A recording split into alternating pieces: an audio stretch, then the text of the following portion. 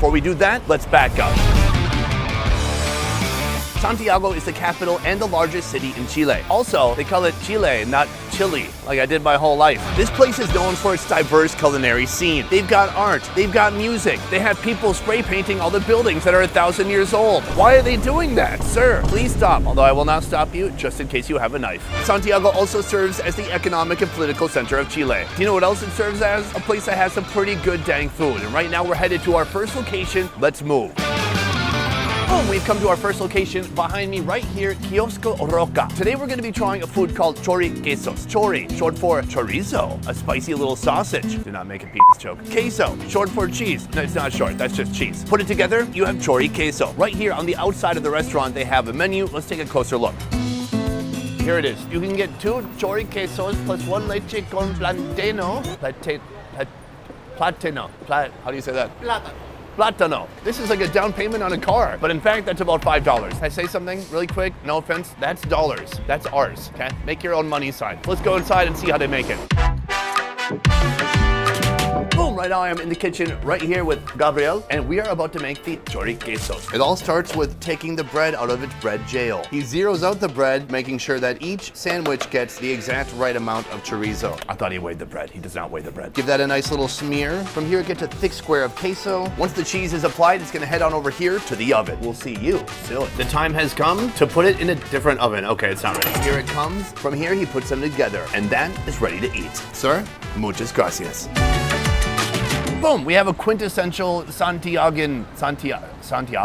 We have breakfast. It's right here, take a look. Now, this is 2 portions. To get 2 of these plus 1 drink is roughly $4. Very affordable and a quick way to get something to eat in the morning. Let's talk about this first. This is leche con plátano. It means milk with banana. We'll try it out.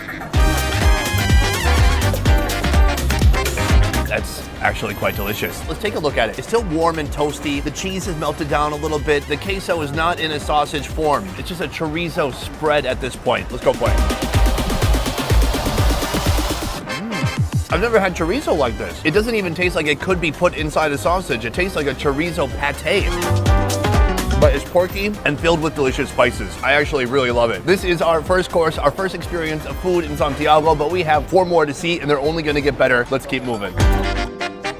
Behind me, a restaurant known as Domino, serving something that is uniquely Chilean, the completo. That is not actually it. It's that one right there. What is a completo? Now, it is a hot dog, but it's a very different hot dog than you've ever seen before, and it's something that was potentially invented in this restaurant right behind me. A standard completo typically includes a steamed or boiled hot dog served on a bun, much like in the USA. However, it is the toppings that set this bad boy apart. I'm talking sauerkraut, avocado, mayonnaise, tomatoes. Right now, we're heading inside the restaurant, and this place is really amazing. On this side, we've got juice, and then on this side, this is where all the food action is happening. Let's go see how it's made. Hola.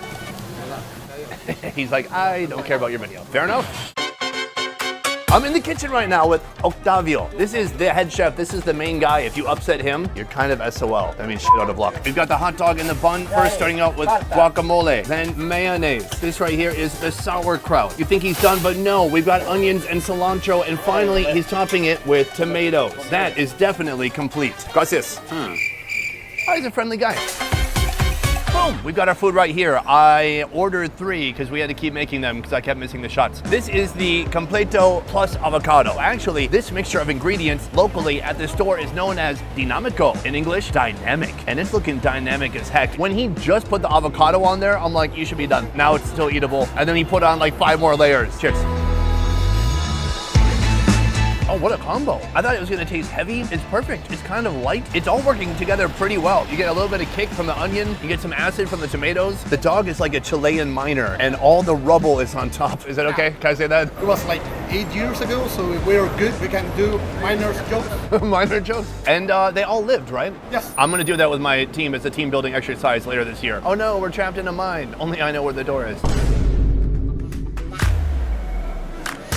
Oh my God. It's very delicious. I'm told you can add flavor components using this right here. We've got ketchup, mustard, strong mustard, and a Chilean chile sauce. I'm told it's spicy, but that if you live in Vietnam, you're probably fine. What am I nose? I don't know if we're gonna top this food experience today. When they say completo, they are not joking. This is complete and doesn't need anything else. Completo means complete, right? Yeah, I know a little bit of Spanish. So that is the completo, but we have a lot more to see. Let's keep moving.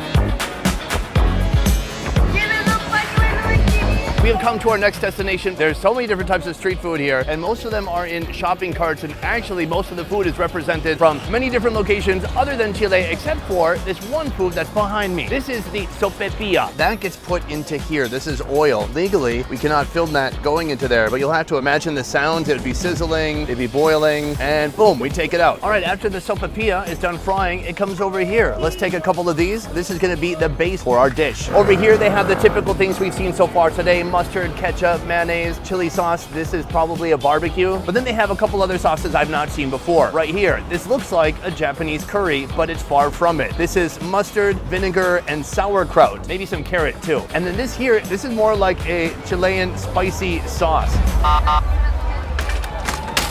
Uh-oh, guys, there's a mass exodus right now of food trucks. Just a moment ago, this place was full of these shopping carts. Now everyone's leaving. They're trying to get the heck out of here. Probably because the police are coming in. It's technically illegal for them to have all their stuff here. Wow, their chicken is literally frying as we speak, and she's running. I've never seen anything like this. And just like that, the police are gone, and all the food carts are headed back to where they were. That is something else. That was really a wild situation. I was in the middle of making some delicious sopepillas. We've got our Chilean spicy sauce right here. I want something to calm down that spice. Right here, mayonnaise. The best part about this mayonnaise is that it's been sitting out in the sun all day. Oh, it looks like a thick frosting. Sopepillas are ready. Let's try it out. There are still carts coming back right now here, as you can see. This is something I've seen before in Vietnam and other countries too. It's kind of mind-blowing because as an American, we think of laws a little bit more black and white, I think, and there's more like the rule of law. But here, the police show up, everyone scatters, but it's not like it would be hard to catch them. I mean, they're literally boiling fried chicken in a shopping cart as they're running away. How hard would it be to catch someone like that? It doesn't seem their purpose is to catch anybody necessarily, but to deter them or make life more difficult for them. Anyways, sopepillas right here, check it out. It looks puffy, it looks crunchy, it looks pretty delicious actually. Cheers. Oh, wow, that spicy sauce is so sour and a bit spicy too. Luckily, I got some mayonnaise in there to cool me down. The sopepilla, that was fried maybe an hour ago. It's certainly not especially crunchy, but kind of pillowy and dense in the middle. Overall, I like it. I think it would be a lot better served fresh, but when you're in these conditions, when you're in this part of town, you don't always have that option. And that's why for this food right here, it costs roughly 50 cents for everything you see here. This is street food in the true sense of the word. This is also illegal street food. Next, we're going to an establishment where if you eat there, you don't go to jail. Let's check it out. We have come to our third location, but first, check out this amazing corridor this way and back this way. This is a foodie hallway of heaven. It's called Portal Fernandez Concha. I didn't realize how much this country is in love with hot dogs until coming to this massive food hallway. There are at least 10 different establishments selling hot dogs. But we've come here not for the hot dogs, but for an epic sandwich much bigger than what we had for breakfast. It includes beef. Let me show you. Take a look. You can see they have pizza, french fries, eggs, soup, steak, hot dogs, all of it made out of delicious plastic. Am I sure? Is that what you said? Is that real food or plastic food? It is real food. Oh my God. It's real food. I swear to God, you go to Korea, they have a company that specializes in making plastic versions of your food. I thought that's what's going on here, but no, every day they just cook up 15 dishes that have to go in the trash. So what's my point? Today we're gonna be having churrasco. This is a type of beef that goes inside a sandwich. That beautiful beef you see right there, that's gonna be sliding between my buns. Oh, wait, what the? Let's go inside and see how it works. Between my buns. All right, folks, I've broken into the kitchen. I've got Jimmy, and we are gonna be making the churrasco italiano with queso. Let's get to it. Sandwich preparations are about to begin, and it all starts with the churrasco. Hit the griddle with a little bit of oil and dump the beef on top. It is very thin layers of beef. He has to separate it out. Right here, we have the bread. He carefully slices it in half. That is a big sandwich. And those carbs hit the flat top. Thank you, Jimmy, for warming up my buns. He's handling my meat. Now it is time to place the meat on top of the bread, piece by piece, completely covering the carbohydrates below. This wouldn't ordinarily come with queso, but I'm not an ordinary guy. I like his move. He puts the queso directly on the flat top to melt and get extra gooey. That is how you put cheese on a sandwich. Just straight up melted on the griddle. Now for our toppings. First, beautiful thin layers of tomato going on top of the cheese. Top bun gets a flip. It goes on top. Now he gives it a little bit of a cut in half. Then he removes the top bun. This is next level because he's gonna be putting the guacamole. Now, if you cut it after he put the guacamole would go everywhere. And then we have this beautiful white thick mayonnaise. He tosses it back on and that is complete. Jimmy, muchas gracias. They call this the Italiano not because it has anything to do with Italian cuisine, but because of the colors of the fillings. The Italian flag, it has white like mayo, green like avocado, and red like tomato. People here, they are in love with mayo. This is a ridiculous amount of mayo, so I don't know how it's gonna work out. It's working out real good. The beef looks really lean to me. It is so tender, and then all those condiments inside just making it nice, light, soft, rich. Oh my God. At the insides, the cheese is just so stretchy. This is one of the best sandwiches I've had in a long time. It's pure deliciousness. What's unique about it is it's not guacamole, it's just straight avocado. And it's delicious, especially when you mix it with the mayo. While we're here, there is one more unique sandwich I wanted to try. This right here, it is the chacarero. First of all, a mountain of mayonnaise. Complete disregard for my health. Look at that thick layer. These are like string beans. It is quite a unique blend of ingredients. Green beans in a sandwich. Have I ever seen that before? No, I haven't. So about an inch of mayo, green beans, tomato. We have that same beef. Let's try it out. It's about what you would imagine. It is wet, cold beans on a delicious sandwich. Can I be honest? Not my favorite. It's not like it's awful or disgusting. It just feels misplaced. Every time I take another chomp, I'm wondering, why is that on there? The sandwich without it is so incredible. Why are people doing this? Because we like our vegetables. I'm not buying that. It's super unique. I like seeing new things. I like trying new things. But do I actually like it? Well, I like the first one a lot more. We have a couple more foods to go. Let's keep moving. We have moved on to Emporio Zunino. This place is almost 100 years old. That's older than your mom. That's really getting up there. This place is famous for one thing, the empanada. I know you think you know what an empanada looks like, but here, they're doing empanadas in a way that I have never seen before. All right, folks, right now we are walking into the kitchen to see where the magic happens, to see where these empanadas are made. Because these empanadas are not fried, they are baked in the oven right here. Take a look. We got Sandro, and then right here we have a load of empanadas. These are Pino empanadas. They're already made, they're already prepared, they're already stuffed, but now he's gonna hit them with some egg wash, please. Oh my, what an artist. He's getting them nice and doused. This is gonna make them nice and crispy on top. From here, he's gonna toss it right into the hot oven, shut the door, and that's gonna hang out for a little bit. Whoosh. Right here, we have some queso empanadas, and these are golden brown and looking delicious. Now we're back to the Pino. He takes it out. It is certainly not done, but these need to be rotated. He said it's just like rotating tires on a car. See? See.